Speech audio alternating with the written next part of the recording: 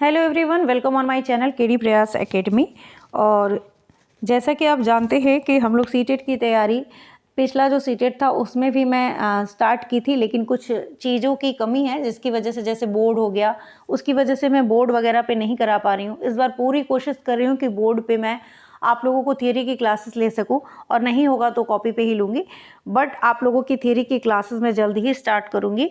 और इसी उसमें हम प्रीवियस ईयर स्टार्ट कर चुके हैं, जिसमें सबसे पहले अगर आप तैयारी करते हैं तो सबसे पहले सिलेबस देखते हैं। और जुलाई का नोटिफिकेशन आ गया है, आप सभी को पता है।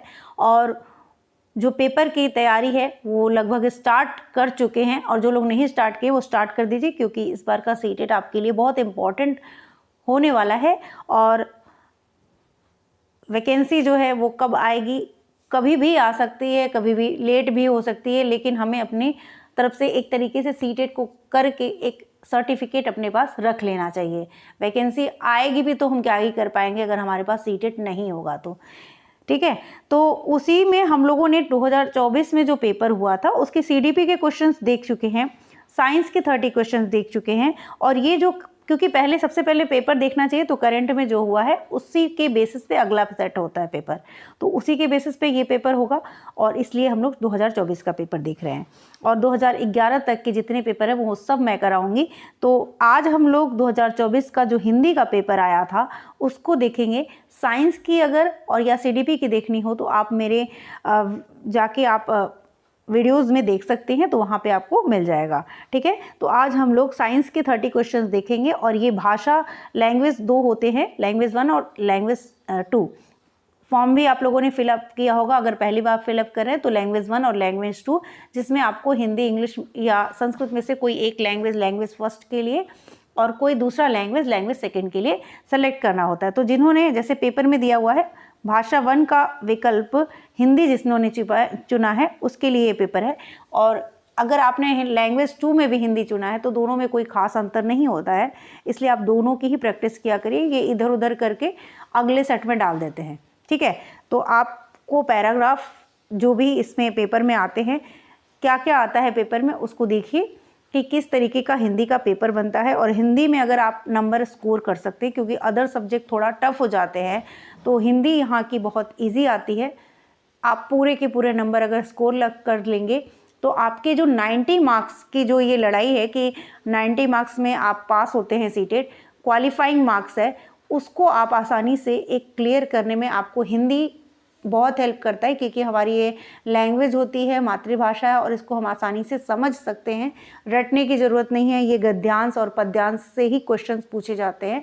और कुछ नॉर्मल शिक्षण शास्त्र के, पेडागोजी के क्वेश्चन आते हैं जो टीचिंग से संबंधित होते हैं, तो वो भी आप बड़ी आसानी से कर लेंगे। इसलिए इसकी प्रैक्टिस जितनी हो जाएगी प्रीवियस ईयर से ही, वो आप आराम से कर लेंगे।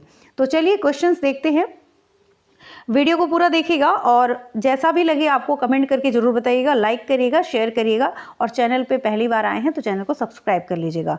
नेक्स्ट वीडियो हमारी होगी सोशल साइंस की, तो सोशल साइंस वाले भी देख सकते हैं, और साइंस वालों का मैंने करा दिया है। ठीक है, पहला क्वेश्चन है, और सबसे पहले आप देखिए, 2 तरीके मैं बताऊंगी। एक तरीका होगा, एक तरीके से कुछ लोग करते हैं कि पूरा डिटेल गद्यांश पढ़ते हैं, और दूसरा तरीका जो होगा वो मैं आपको वीडियो के लास्ट में बताऊंगी कि किस तरीके से आप कम से कम समय में पैराग्राफ यानी गद्यांश को सॉल्व कर सकते हैं। तो गद्यांश को पढ़ते हैं इच्छा से प्रेरित होकर, क्योंकि गद्यांश से ही प्रश्न पूछे गए हैं। इच्छा से प्रेरित होकर लोग उन्नति के मार्ग पर चलने लगते हैं। अपनी यात्रा के आरंभ में अपनी प्रगति में बाधा डालने वाली सैकड़ों व्यक्तिगत और सामाजिक खामियों का पता लगाते हैं। उन आदि मानवों ने सुख प्राप्त करने की अपनी सहज इच्छा से प्रेरित होकर भी इन खामियों के खिलाफ संघर्ष किया। हालांकि प्रगति प्राप्त करने के लिए कोई व्यवस्थित तरीका उपलब्ध न होने के कारण वे बहुत कमजोर थे। मानव अस्तित्व त्रिपक्षीय है, भौतिक, मानसिक और आध्यात्मिक। अपनी यात्रा के प्रारंभिक चरण में सुदूर अतीत के अंधेरे युग में मानव ने अकेले भौतिक और मानसिक क्षेत्रों में प्रगति की। मानव संरचना में रूपात्मक परिवर्तन अब भी हो रहे हैं और भविष्य में भी होंगे। मनुष्य भविष्य में ऐसे उल्लेखनीय परिवर्तनों से गुजरेगा जो आज के लोगों के लिए लगभग अपरिचित होंगे। हम यह नहीं कह सकते कि उन आरंभिक मनुष्य ने वास्तव में कोई महत्वपूर्ण आध्यात्मिक प्रगति की थी।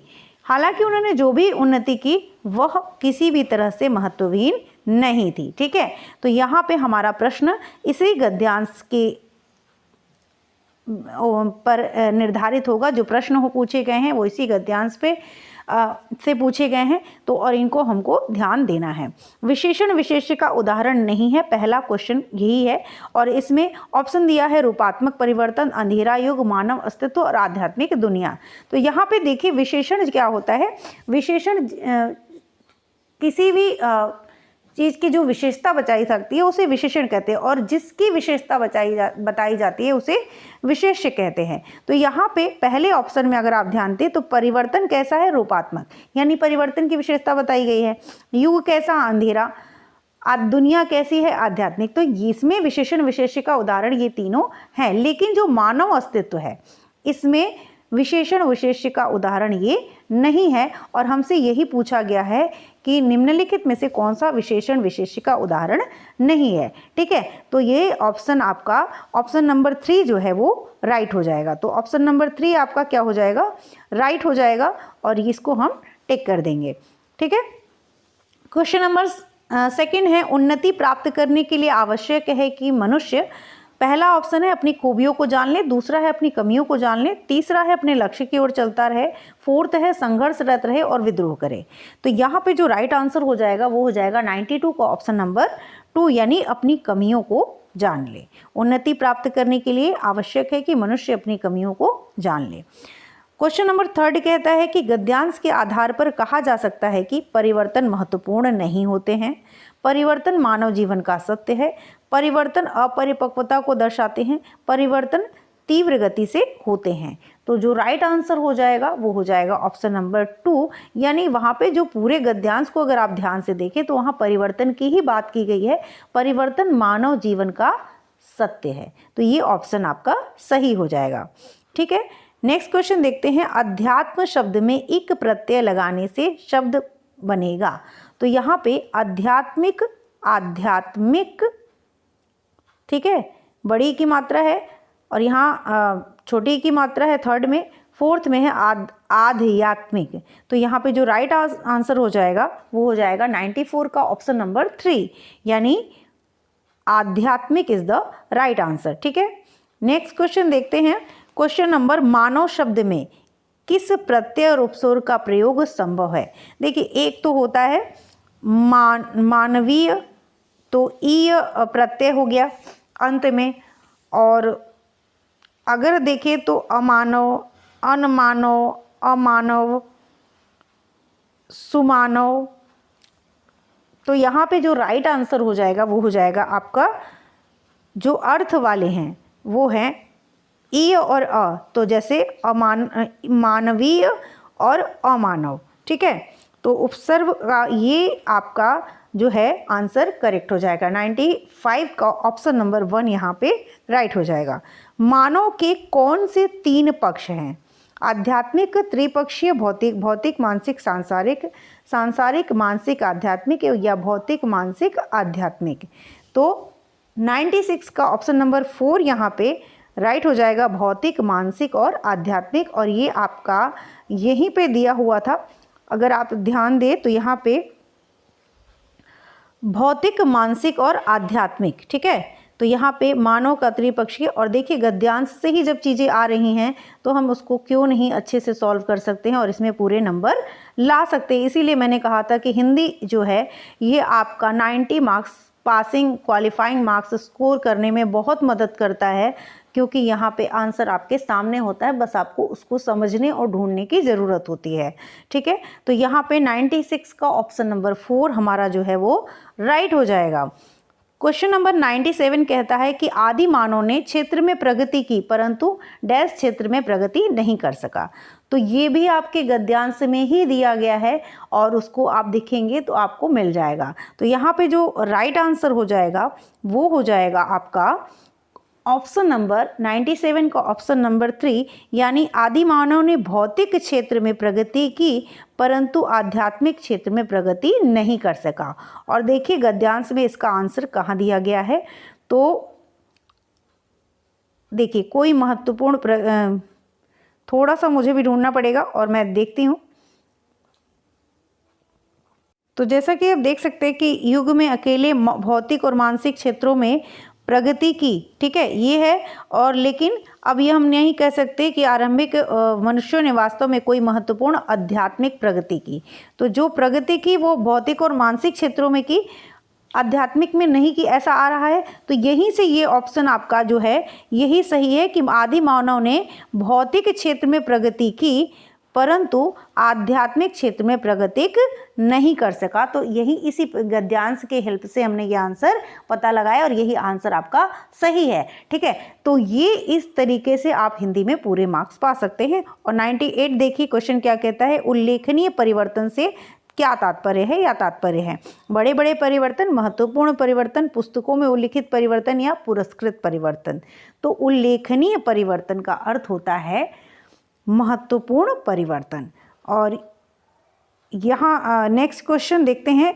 तो नेक्स्ट क्वेश्चन भी उसी गद्यांश से है, यानी टोटल हमारे 9 प्रश्न हो गए, यानी 9 नंबर तो ये अकेले हमारा गद्यांश ही हमको दिला गया। प्रगति प्राप्त करने का व्यवस्थित तरीका किसके पास नहीं था? सभी मनुष्य के पास, सभी अज्ञानी मानवों के पास, सभी अव्यवस्थित आदिवासी मानवों के पास या आदि मानवों के पास। तो जो यहाँ पे राइट आंसर हो जाएगा वो हो जाएगा 99 का ऑप्शन नंबर 4, यानी आदि मानवों के पास प्रगति प्राप्त करने का व्यवस्थित तरीका किसके पास नहीं था? तो वो था आदि मानवों के पास नहीं था, ठीक है। ये राइट आंसर हो गया। तो 9 क्वेश्चन हमने गद्यांश की हेल्प से कर लिए। अब है अगर इसी तरीके से प्रैक्टिस करते रहेंगे हम और आराम से हम अपने हिंदी के पेपर में 30 के 30 मार्क्स ले आएंगे। तो आप लोग चैनल से जुड़े रहिएगा और सारे पेपर अब तक जितने भी हुए हैं, जितने भी साल में हुए हैं, वो सारे पेपर हम लोग करेंगे और बड़ी आसानी से। थियरी क्लासेस भी होंगी, मैं कोशिश कर रही हूँ बहुत, लेकिन कुछ ऐसी परेशानियाँ हैं जिनकी वजह से मैं कुछ आपको बता भी नहीं पा रही हूँ और कुछ चीज़ें हो ही नहीं पा रही हैं, लेकिन उसको जल्दी ही मैं सेटल करके आप लोगों की तैयारी में लग जाऊंगी, ठीक है। तो कट गया है शीश, अब ये कविता की पंक्तियां हैं और जिनको पढ़ के उनकी अगर प्रैक्टिस की जाए तो आराम से इससे भी आपके ये थोड़ा सा टफ हो जाता है क्योंकि ये कविता के शब्दों में होता है और इसी में से हमको अपना अर्थ, भाव वगैरह समझ के देना पड़ता है। तो इसकी जितनी प्रैक्टिस करेंगे वो आपके लिए अच्छा होगा और प्रीवियस ईयर की हेल्प से ही आप प्रैक्टिस करिए क्योंकि इसी को रिपीट भी कर दिया जाता है। तो आपकी आदत पड़ जाएगी तो आप खुद ही क्वेश्चन को सॉल्व कर लेंगे। तो यहाँ पे कट गया है शीश पर, ये शीश है झुका नहीं और राही उसी का नाम है जो राह में रुका नहीं। एक दिन प्रकाश होता है कितना भी अंधकार हो, सत्य की विजय सदा असत्य की हार हो। सच्चाई साथ में रहे कैसा भी अपना अंत हो, सत्य की विजय सदा असत्य की हार हो, ठीक है। तो यहाँ पे सच्चाई की बातें की गई हैं। कविता में पर सर्वाधिक बल दिया गया है, तो किस चीज़ पे सर्वाधिक बल दिया गया है? तो वो है आपका सत्य पे। जैसा देख सकते हैं कि सच्चाई साथ में रहे, तो यहाँ पे जो सबसे ज़्यादा प्रकाश, अंधकार, सत्य और राह, तो किस पे बल दिया गया है? तो ऑप्शन नंबर 3 यानी सत्य पर बल दिया गया है, ठीक है, ऑप्शन नंबर 3। नेक्स्ट क्वेश्चन देखते हैं। अंधकार का प्रतीक नहीं है, तो अंधकार का प्रतीक कौन सा नहीं है? तो यहाँ पे जो बुराई, निराशा, चुनौतियाँ या समाधान, तो समाधान आपका अंधकार का प्रतीक तो हो नहीं सकता है, ठीक है। तो यहाँ पे बुराई, निराशा, चुनौतियाँ और समाधान में जो है अंधकार समाधान का प्रतीक नहीं है। नहीं है पूछा गया है तो समाधान अंधकार का तो नहीं हो सकता है। तो यहाँ पे आप खुद की समझ से भी कर सकते हैं और यहाँ पे ऑप्शन नंबर 4 आपका सही हो जाएगा। कविता के अनुसार राही की विशेषता है हर तरह से काम निकालना, हर तरह के मार्ग पर चलते रहना, हर परिस्थिति में विजयी रहना, हर परिस्थिति में कार्यरत रहना। तो यहाँ पे जो राइट आंसर हो जाएगा वो है हर परिस्थिति में कार्यरत रहना, ठीक है। तो कविता के अनुसार राही की विशेषता है हर परिस्थिति में कार्यरत रहना। ये हो गया। कविता के अनुसार किसी भी स्थिति में सिर नहीं कटना चाहिए, अंधकार नहीं होना चाहिए, स्वाभिमान बना रहना चाहिए, दुखी नहीं होना चाहिए। तो इसका जो राइट आंसर हो जाएगा वो हो जाएगा ऑप्शन नंबर 3। क्वेश्चन नंबर 103 का option number 3 is the right answer. स्वाभिमान जो है हमारा बना रहना चाहिए। ठीक है, समूह से भिन्न शब्द चुनिए युग्म कौन सा है, यानी हमें चुनना है भिन्न शब्द को। हार विहार, सत्य असत्य, जय पराजय और प्रकाश अंधकार। तो यहाँ पे अगर आप देखेंगे तो अपोजिट यानी विलोम शब्दों का ये युग्म है, और जो इसमें विलोम शब्दों का युग्म नहीं है वही हमारा क्या होगा, समूह से भिन्न होगा। तो यहाँ पे अगर देखें तो सत्य का असत्य होता है विलोम, जय का पराजय और प्रकाश का अंधकार। लेकिन हार का विहार ये जो है ये एक दूसरे के विलोम नहीं है, इसलिए समूह से भिन्न शब्द युग्म क्या हो जाएंगे, हार विहार। ठीक है, तो 104 का option number 1 is the right answer. इस कविता क्वेश्चन नंबर 105 कहता है कि इस कविता का मुख्य स्वर है तमस, ओज, श्रृंगार या देशभक्ति। तो यहाँ पे जो राइट आंसर हो जाएगा वो हो जाएगा आपका ओज यानी तेज। तो यहाँ पे इस प्रश्न का जो उत्तर है वो है ओज। Option number 2 is the right answer. Question number 105 option number 2 is the right answer.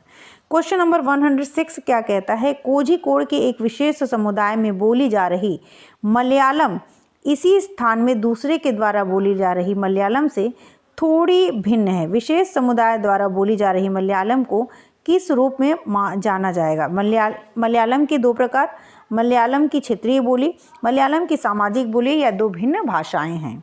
तो यहाँ पे जो राइट आंसर हो जाएगा वो हो जाएगा ऑप्शन नंबर 3 यानी मलयालम की सामाजिक बोली। ठीक है, तो ये हो जाएगा option number 3 is the right answer.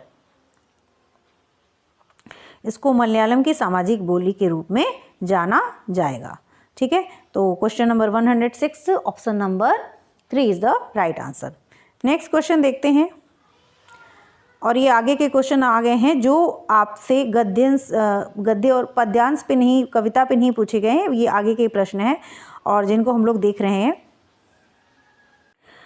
Question number 107 कहा गया कि नीचे दिया गया अधिगम कार्य, यानी टीचिंग से रिलेटेड ये सारी चीज़ें हैं। नीचे दिया गया अधिगम कार्य शिक्षार्थियों को भिन्न भिन्न समूहों में करने के लिए दिया गया। पता लगाएं कि शब्द संपदा के अधिगम की इस गतिविधि को किस रूप में जाना जाएगा।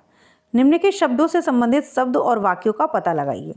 एक चीज़ आप लोग कमेंट में ज़रूर बताइएगा कि क्या 15-15 क्वेश्चंस का सेट कराया जाए पर डे, या आपको पूरे 30 क्वेश्चंस का सेट कराएं। तो इस तरीके से अगर आप मुझे कमेंट में बताएंगे तो कम समय में एक अच्छी वीडियो आपको मिल जाएगी। और अगर पूरे सेट चाहिए तो वो भी मैं आपको प्रोवाइड करा दूंगी। तो जैसा भी हो, जैसे भी आपको लगे कि जितना टाइम मिलता है उस हिसाब से, लेकिन वीडियो को पूरा देखिए। इसलिए आपको लगे कि 10 क्वेश्चन के सेट कराना चाहिए, 15 क्वेश्चन के, तो आप कमेंट करके ज़रूर बताइएगा। ठीक है, नीचे दिए गया अधिगम कार्य, तो ये क्वेश्चन हम लोगों ने पढ़ लिया। निम्नलिखित शब्दों से संबंधित शब्द और वाक्यों का पता लगाइए। परिवार, संबंध, भावनाएं, थीम आधारित शब्दावली, समूह शब्दावली, शब्द समूह, शब्द जाल।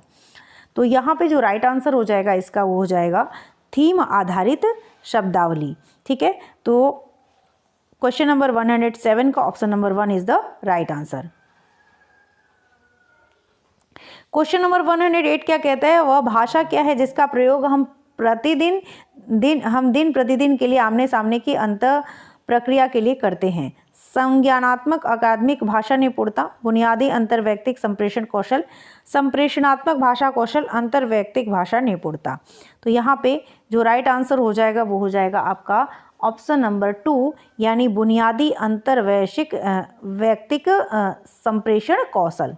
ठीक है, क्वेश्चन नंबर 109 क्या कहता है, मिडिल स्तर पर अध्यापन करने वाली अध्यापक एक पाठ्य सामग्री छोटी कहानी पठन के लिए देती है। ठीक है, पाठ्य सामग्री देती है और कहती है कि सत्ता एवं न्याय के दृष्टिकोण से इस पाठ्य सामग्री के अर्थ व विचारों पर चर्चा करिए।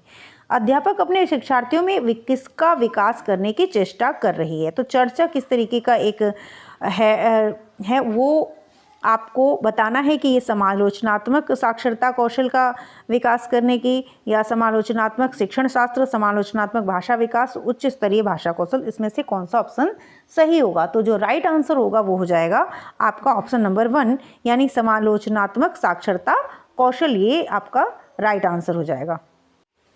क्वेश्चन नंबर 110 क्या कहता है, व्याकरण के शिक्षण अधिगम में प्रक्रियात्मक ज्ञान क्या है। यह पहला ऑप्शन है, यह जानना कि व्याकरणिक प्रश्न तत्वों को कैसे किया जाए। दूसरा कहता है कि व्याकरणिक तत्वों के बारे में ज्ञान।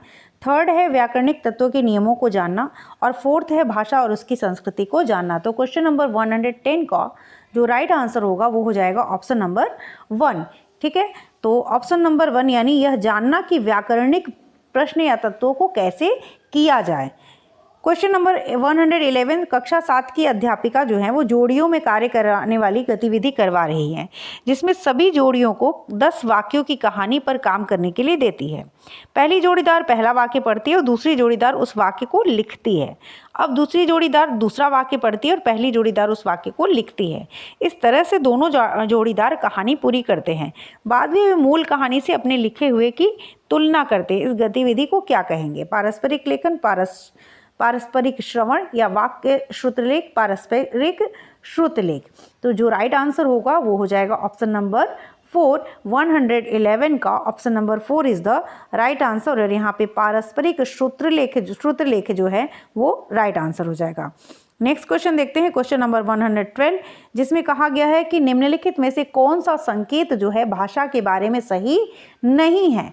तो पहला ऑप्शन है संकेत भाषा के बहुत से प्रकार हैं। दूसरा ऑप्शन कहता है कि संकेत भाषा प्राकृतिक भाषा है। थर्ड ऑप्शन है संकेत भाषा की व्याकरण नहीं होती है। और फोर्थ ऑप्शन है संकेत भाषा में व्याकरण होती है।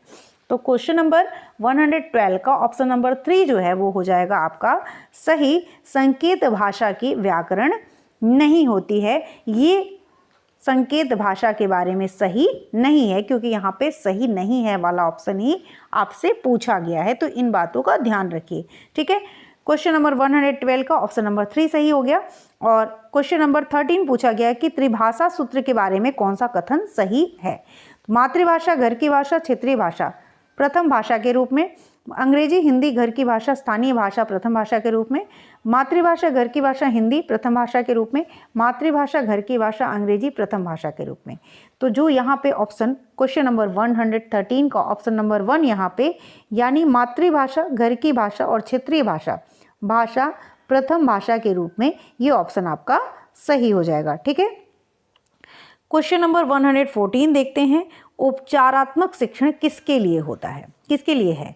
उन शिक्षार्थियों के लिए जिन्हें भाषा अधिगम के कुछ आयामों पर ध्यान देने की आवश्यकता है, उन शिक्षार्थियों के लिए जिन्हें भाषा सीखने के कुछ विद्यार्थियों के लिए अपने शिक्षण में सुधार की जरूरत है, उन ये सेकेंड वाला था अध्यापकों के लिए। ठीक है, थर्ड है उन शिक्षार्थियों और अध्यापकों के लिए जिन्हें अपने शिक्षण अधिगम युक्तियों को समझने और बदलने सुधार लाने की ज़रूरत है। फोर्थ कहता है कि उन शिक्षार्थियों और अध्यापकों के लिए जो भाषा की परीक्षा में अधिक अंक लाना चाहते हैं। तो जो राइट आंसर हो जाएगा यहाँ पे वो हो जाएगा आपका ऑप्शन नंबर 3। ठीक है, उन शिक्षार्थियों और अध्यापकों के लिए जिन्हें अपने शिक्षण अधिगम युक्तियों को समझने और बदलने सुधार लाने की ज़रूरत है, वो उपचारात्मक शिक्षण उनके लिए। ठीक है, तो ऑप्शन नंबर 3 यहाँ पे क्वेश्चन नंबर 114 का ऑप्शन नंबर 3 राइट हो गया। नेक्स्ट क्वेश्चन देखते हैं, शिक्षण की वह विधि जिसमें अध्यापक और 4 विद्यार्थी, क्वेश्चन नंबर 115, विद्यार्थी विभिन्न भूमिकाओं के साथ एक सहयोगात्मक अधिगम समूह का गठन करते हैं।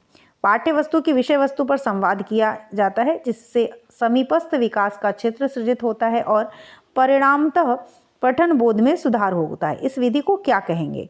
व्याकरण अनुवाद विधि, पारस्परिक शिक्षण विधि, संरचनात्मक उपागम या मॉडल पठन। तो जो राइट आंसर हो जाएगा वो हो जाएगा ऑप्शन नंबर 2 यानी पारस्परिक शिक्षण। ठीक है, नेक्स्ट क्वेश्चन क्या है, एक भाषा अध्यापक अंग्रेजी में कहानी सुनाती है और शिक्षार्थियों से कहती है कि उन्हें जो भी भाषा आती है उस भाषा में यह कहानी समूह में सुनाए, फिर कक्षा की सामान्य भाषा में यही कहानी सुनाए। इस शिक्षण शास्त्रीय युक्ति को किस रूप में जाना जाता है? पर भाषा व्यवहार, लैंग्वेजिंग, बहुभाषिक नीति, बहुभाषा शिक्षण या भाषा अर्जन। तो जो राइट आंसर होगा यहाँ पे वो हो जाएगा ऑप्शन नंबर 1 यानी पर भाषा व्यवहार, ट्रांसलैंग्वेजिंग। क्वेश्चन नंबर 17 क्या कहता है, एक शिक्षार्थी किसी विशिष्ट जानकारी प्राप्त करने के लिए समाचार पत्र से समाचार पढ़ती है। इस पठन को क्या कहते हैं? समालोचनात्मक चिंतन, सरसरी तौर पर पठन, बारीकी से पठन या अध्ययन कौशल। तो यहाँ पे जो राइट आंसर हो जाएगा वो हो जाएगा आपका बारीकी से पठन, यानी option number 3 is the right answer. Question number 118 क्या कहता है?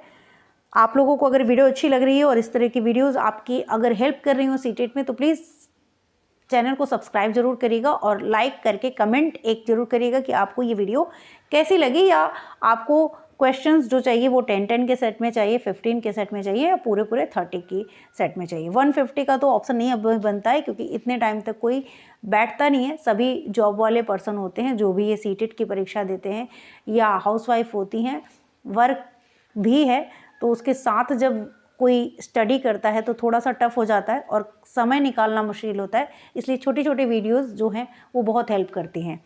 थोड़ा सा टाइम में खाली बैठ गए तो वहाँ से आदमी आराम से काम करते हुए भी इन वीडियोस को देख सकता है या सुन भी सकता है। ठीक है, तो क्वेश्चन नंबर 118 देखते हैं। अंतर्भाषिक पहचान क्या है? शिक्षार्थी के निर्णय कुछ तो सहजात भाषा में और कुछ लक्ष्य भाषा में समान होते हैं। शिक्षार्थी के निर्णय सहजात भाषा में कुछ और लक्ष्य भाषा में कुछ असमान होते हैं। शिक्षार्थी का यह निर्णय है कि सहजात भाषा का ज्ञान द्वितीय भाषा के अधिगम में अवरोध पैदा करता है। शिक्षार्थी की यह समझ है कि विभिन्न भाषाओं का अधिगम विभिन्न योग्यताओं का आधार सम आश्वासन है। तो यहाँ पे जो राइट आंसर हो जाएगा वो हो जाएगा ऑप्शन नंबर 1, यानी शिक्षार्थी के निर्णय कुछ तो सहजात भाषा में और कुछ लक्ष्य भाषा में समान होते हैं। क्वेश्चन नंबर 19 और 120 दो क्वेश्चन बचे हैं। कक्षा 6 की क्वेश्चन नंबर 19 कहता है, कक्षा 6 की शिक्षार्थी श्रेया अपने पिता के स्थानांतरण के कारण पंजाब के जालंधर से तमिलनाडु के मदुरई जाती है। वह मातृभाषा के कारण पंजाबी जानती है और विद्यालय में द्वितीय भाषा के रूप में अंग्रेजी भी जानती है। उसने अपने पड़ोसियों की मदद से तमिल बोलना और पढ़ना सीख लिया। उसके द्वारा जानी गई भाषाओं के संदर्भ में कौन सा कथन सही है? तो ऑप्शन नंबर 1 कहता है कि पंजाबी और तमिल भाषा अर्जन हो और अंग्रेजी भाषा अधिगम के अंतर्गत आएगी। देखिए, अर्जन और अधिगम में अगर आपको डिफरेंस पता है तो आप आराम से इस प्रश्न को कर लेंगे। तमिल, जब हम लोग शिक्षण शास्त्र की थियरी पढ़ेंगे तो वहाँ पे हम लोग इन सब चीज़ों को समझ लेंगे। तमिल भाषा अर्जन और अंग्रेजी तथा पंजाबी भाषा अधिगम के अंतर्गत आएगी। सभी 3 भाषाएं पंजाबी, तमिल व अंग्रेजी भाषा अधिगम के अंतर्गत आएगी। अंग्रेजी भाषा अर्जन और पंजाबी तथा तमिल भाषा अधिगम के अंतर्गत। तो जो यहाँ पे राइट आंसर हो जाएगा वो हो जाएगा ऑप्शन नंबर 1, यानी पंजाबी, उसकी मातृभाषा पंजाबी है तो पंजाबी और तमिल अर्जन भाषा अर्जन है और अंग्रेजी भाषा अधिगम के अंतर्गत आएगी। ये ऑप्शन आपका जो है वो सही हो जाएगा 119 का ऑप्शन नंबर 1। क्वेश्चन नंबर 120 देखते हैं। निम्नलिखित, आज का ये लास्ट क्वेश्चन है। और निम्नलिखित में से कौन सा विस्तृत पठन का उद्देश्य नहीं है? सराहना बोध के लिए पठन, बहिर्वेशन के लिए पठन, व्याकरण अधिगम के लिए पठन, आनंद के लिए पठन। तो मैं इस क्वेश्चन के का आंसर देने से पहले बता दूं कि आप लोगों के CDP के क्वेश्चन 30 क्वेश्चन, साइंस के 30 क्वेश्चन और ये है 30 क्वेश्चन हिंदी का। इसके बाद हम लोग सोशल साइंस के 30 क्वेश्चन देखेंगे, फिर इंग्लिश के देखेंगे और ऐसे ऐसे 2024 का जो पेपर आया था वो हमारा पूरा हो जाएगा। फिर हम लोग उसके प्रीवियस ईयर पे चलेंगे और साथ साथ कुछ थियरी को भी तैयार करेंगे। ठीक है, तो कौन सा विस्तृत पठन का उद्देश्य नहीं है? तो यहाँ पे जो राइट आंसर हो जाएगा वो हो जाएगा ऑप्शन नंबर 3, यानी व्याकरण अधिगम के लिए पठन विस्तृत पठन का उद्देश्य नहीं है। और इसी के साथ आज की वीडियो समाप्त होती है, लेकिन इससे पहले आप लोगों से एक रिक्वेस्ट है कि अगर वीडियो अच्छी लगी हो तो आप प्लीज़ लाइक ज़रूर करिएगा, चैनल को सब्सक्राइब करिएगा और कमेंट करके ज़रूर बताइएगा कि आपको ये वीडियो कैसी लगी या किस तरीके की वीडियो आपको सीटेट की तैयारी में आपके अपने किस सब्जेक्ट के चाहिए, वो भी आप कमेंट कर सकते हैं। अपने सुझाव ज़रूर दीजिएगा। Thank you.